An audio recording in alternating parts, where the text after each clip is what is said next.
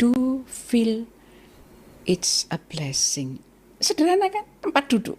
Tapi setelah hampir 100 kilometer, aku mendapatkan itu dan pada saat hamil 8 bulan. Jadi Mama sempat berdiri di tengah hamil tua, 8 bulan, berdiri di bis itu selama berapa jam kira-kira 100 kilo itu, Ma? 100 kilo itu mungkin sekitar hampir 2 jam. Hampir 2 jam Mama berdiri, dan di waktu itu 1,5 jam lebih. dan di waktu itu nggak ada orang yang nawarin Tidak duduk. ada seorang pun yang menawari. Tapi lucunya, kan jalan yang aku lintas itu kan Temanggung, kemudian lewat Bedono ya.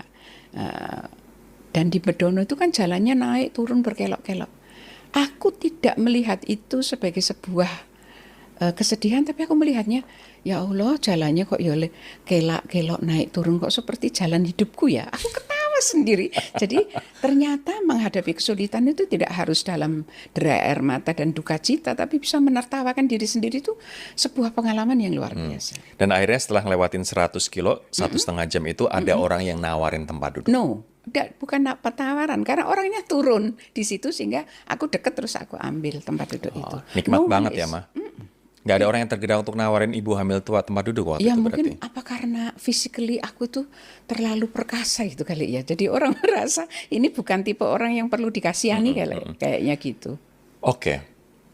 Sebagai breadwinner di keluarga, tulang punggung keluarga, Mama merawat 4 anak, dan mungkin suami juga secara economically, secara financially dysfunction pada waktu itu.